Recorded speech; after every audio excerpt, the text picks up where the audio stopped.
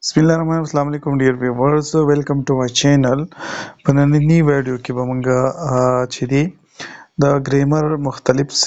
پورشن یا د ګرامر د انګلیش پورشن چې دی مونږ مختلف سټډي چې دی نو هغه به مونږ کوو. په د ټول نه اولنۍ زموږ سره نن چې دی د مونږ چې ټي ایچ ای وایو ټیک شو دا به مونږ پیژنو چې دا مونږ د وایو که دی وایو ټیک شو دا به نن په دې ویډیو کې چې دی مونږ په دې ویډیو کې اولنی سر کې چې دی نو دا مونږ پیژنو. وی ټي ایچ ای چې دی دا چې کله د واویل نه پس را د مخکې راشي come before a vowel sound it is pronounced دی. دا خبره ځان ته یاد ساتئ چې کله د دې نه پس واویل راغی یا دا د واویل نه مخکې راغی په هغه ټایم کې به دې ته موږ څه شی وایو دی به ورته وایو ټیک شو. خو چې کله د کانسوننټ نه پس راغی دا سوري د دې نه پس کانسوننټ راغی یا د کانسوننټ نه مخکې دا راغی نو په هغه ټایم کې به موږ د وایو ټیک شو. د او دی دا دواړه ساوند دي د ټي ایچ ای دپاره ساوند دي ټیک شو. چې کله زموږ سره واویل راغی د هغې نه په دې پسې زموږ سره واویل راتو نو په هغه ټایم کې به موږ وایو چې دا زموږ سره د دی دا دی دی سوري. او چې کله زموږ سره واویل نه راتو زموږ نه ورپسې ټکی په دې پسې ورپسې ټکی چې دی هغه څه شی راتو هغه کانسوننټ راتو نو په هغه ټایم کې موږ وایو چې دا دی. دا هم یو ام سی کیو زموږ سره راتلی شي. لکه اوس مثالونه موږ ګورو که نه د اورنج دا دی اورنج به وایو څه شی به وایو دی اورنج به وایو ځکه چې د دې نه وروسته دا واویل چې دی دا ورډ چې دی دا واویل دی یا به موږ دی ایفل وایو څه شی دی ایفل ځکه چې دا څه شی دی دا زموږ سره واویل دی. دی امبریلا به وایو او دی څه شی دی ایګوانا ټیک شو. بل زموږ سره راځي د به کله موږ وایو چې د باټل ټیک شو.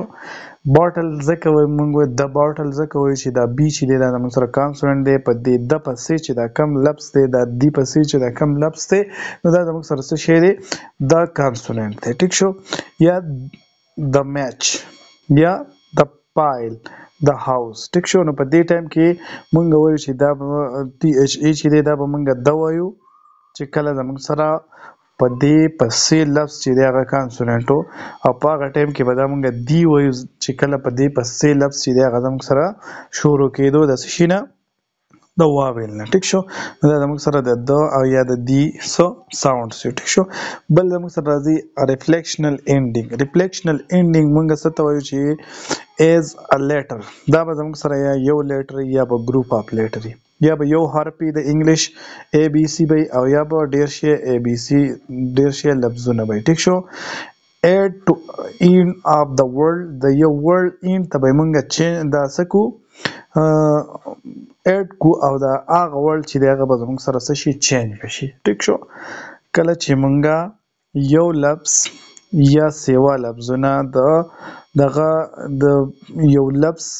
اخیری سر ته سکو end of the world ته موږ اډ کو او د هغې ورډ چې دی هغه ورډ چې دی هغه زموږ سره چینج شي نو دغې ته موږ څه شی وایو ریفلیکشنل اینډینګ ورته وایو ټیک شو. سم ریفلیکشنل اینډینګ چې دی هغه زموږ سره دا دی یا به موږ ایس یوز کوو موږ چې وی یو لیټر یا ای ایس ګروپ اف لیټر چې موږ وی آی ان جی دا هم زموږ سره په ګروپ اف لیټر کې او ای ډي چې دی دا هم زموږ سره په ګروپ اف لیټر کې چې کله دا سیزونه موږ یو ورډ ته سکو اډ کو نو زموږ سره دغه ورډ چې دی دا به چینج شي. لکه اوس موږ مثالونه راځو د په دې کې زموږ کار چې دی هغه د دې سره دی لکه ګو اول ګو چې ای ایس ورسره موږ ولګو نو زموږ سره ورډ چې دی هغه چینج شو. یو زموږ سره کمپلینټ و چې کله ورسره موږ ایس ولګو کمپلینټ شو. د دې چې دی دا ورډ چې دی دا زموږ سره چینج شو لیسن او لیسنټ ټیک شو. دې سره هم زموږ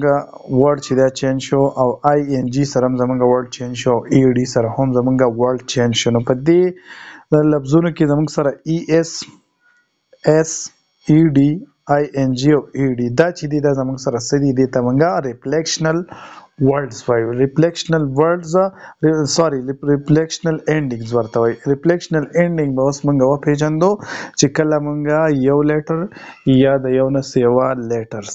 څه ته چینج دا یو ورډ ته په اخیره کې ولګو او دا هغه ورډ موږ چینج کړو نو دغه ته موږ ریفلیکشنل اینډینګ ورته وایو ټیک شو. بل زموږ سره راځي ټو ورډ کمباین ټو میک ا ورډ.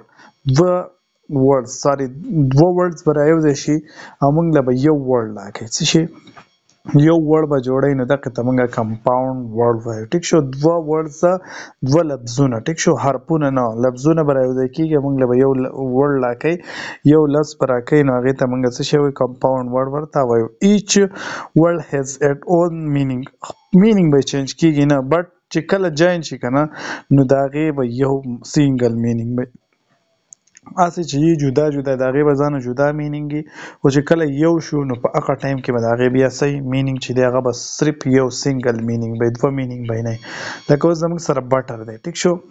بټر ځانه جدا مینینګ لري او فلای چې دی دا زموږ سره جدا مینینګ لري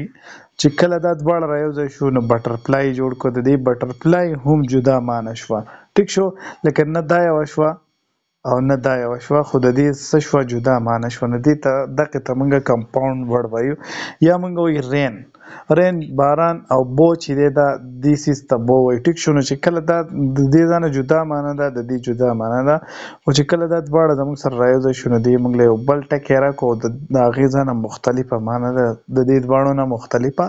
معنی شوه نو دغې ته موږ کمپاوند ورډ وایو ټیک شو بل زموږ سره راځي کامن ناون چې دی دا زموږ سره د ناون ټایپ دی چې کله وایي دا زموږ سره نیم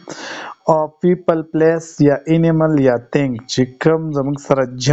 جنرال نیم دی ټیک شو لکه اوس بوک چې دی موږ هر یو کتاب ته بوک ویلی شو کیټ چې دی دا موږ هر یو کیټ ته ویلی شو ومن چې دی دا موږ هر یو ومن ته ویلی شو ټیک شو بل زموږ سره راځي پراپر ناون نو پراپر ناون چې دی وایي آر د نیم اف پارټیکولر پرسن دا به زموږ سره د یو خاص کس نوم وي یا د یو خاص ځای یا د یو خاص انیمل یا د یو خاص سیز لکه موږ وایو چې یاره دا چې دی وایي دا به الویز سټارټ ویت کیپیټل لیټر دا زموږ سره د پراپر ناون خصوصیت دی چې دا به د کیپیټل لیټر نه همیشه چې دی نو به سټارټ کیږي اعظم چې دی دا ټول بوایز نه دي خو یو پکې زموږ سره اعظم دی لاهور چې دی دا زموږ سره خاص ځای دی او د هغې نوم چې دی لاهور دی بیا موږ راځو بی ډو او هیو له بی ډو او هیو چې وایي بیا موږ ته دوباره یاد دهاني راکوي چې کله دا زموږ سره وایي دا زموږ سره هیلپینګ ورب وي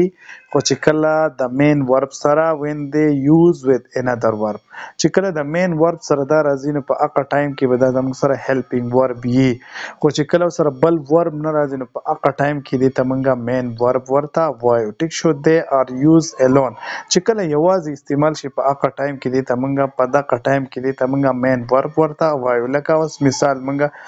په دې کې چې دی دا زموږ سره د مین ورب کار کوي او په دې کې زموږ سره د هیلپینګ ورب کار کوي څنګه کوي اوس تاسو پوه کوم آی ایم ا سټوډنټ په دې کې چې دی زموږ سره بل ورب نشته بل مین ورب پکې نشته نه په دې کې دی زموږ سره مین ورب دی چې زه یم ټیک شو بل چې دی وی هډ ا هاوس په دې کې هم دی زموږ سره چې یاره زموږ یو کور دی ټیک شو نو په دې کې هم دا زموږ سره د مین ورب کار کوي یو آر لیټ د آر چې دی په دې کې یو آر چې دی په دې کې زموږ سره مین ورب دی هیز چې دی په دې کې زموږ سره مین ورب دی په دې کې هیو مین ورب دی په دې کې ډیډ چې دی هغه مین ورب دی اوس په دې کې موږ راځو چې یاره دا د بل ورب سره استعمال شي نو دې ته په دغه ټایم کې موږ څه شی وایو هیلپینګ ورب ورته وایو چې آی ایم ریډینګ ا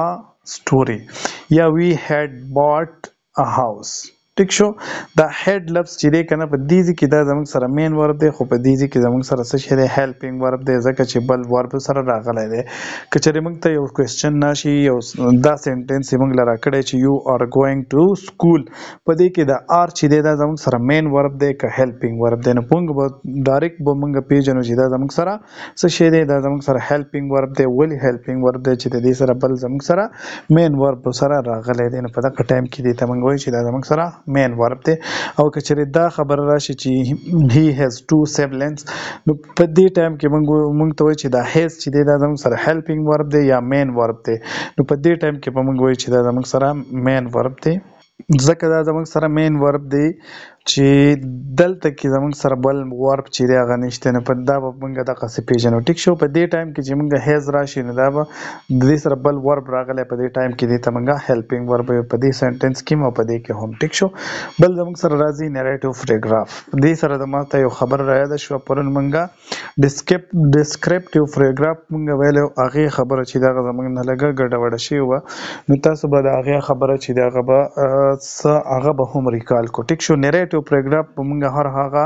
پیراګراف ته وایي چې په هغې کې موږ سره یو ایونټ یو واقعه چې ده نو هغه زموږ سره څه شوي ډسکرایب شوي هغه پیراګراف ته به موږ نریټیو پیراګراف وایو. د هغې به درې پارټس یو ته میډل بیګیننګ وایي بل ته میډل او بل ته اینډینګ پوینټ یا اینډینګ ورته وایي. ټیک شو. دا د پیراګراف درې پوینټس دي پارټس دي. ټیک شو. بل زموږ سره پرونی خبره چې دی نو په ویډیو نمبر 8 کې یا پر 9 نمبر ویډیو کې په 9 نمبر ویډیو کې موږ ویلو چې ډسکرپټیو پیراګراف نو ډسکرپټیو پیراګراف چې دی د هغې په نن موږ وایو چې یاره دا ډسکرپټیو پیراګراف څه ته وایي. ډسکرپټیو پیراګراف په موږ هر هغه پیراګراف ته وایي چې په هغې کې زموږ سره څه شی یو واقعه چې ده یو واقعه نه سوري یو څیز چې دی د هغې ډسکرپشن شوی څه شی شوی ډسکرپشن وضاحت شوی لکه په هغې ټایم کې د هغې پیراګراف چې یو هغې ډسکرپشن شوی د نشان حیدر چې یاره نشان حیدر څه شی دی یا بل یو څیز به موږ ته یاره چې یاره لایټ څه شی دی بجلی څه شی دی بل څه یا موبایل څه شی دی نو په دغه ټایم کې چې موږ د موبایل ډسکرپشن کوو نو دا به دغه پیراګراف ته موږ څه شوی دی ته موږ ډسکرپټیو پیراګراف ورته وایو. دا نریټیو پیراګراف چې دی اصل کې پرون چې موږ کومې خبرې کړې وه چې واقعه به پکې شیر کېږي نو هغه واقعه به زموږ سره په نریټیو پیراګراف کې چې دی هغه به شیر کېږي. ټیک شو. نریټیو پیراګراف کې به واقعه شیر کېږي په ډسکرپټیو پیراګراف کې به موږ سره یو څیز چې دی هغه به ډسکرایب کېږي. ټیک شو.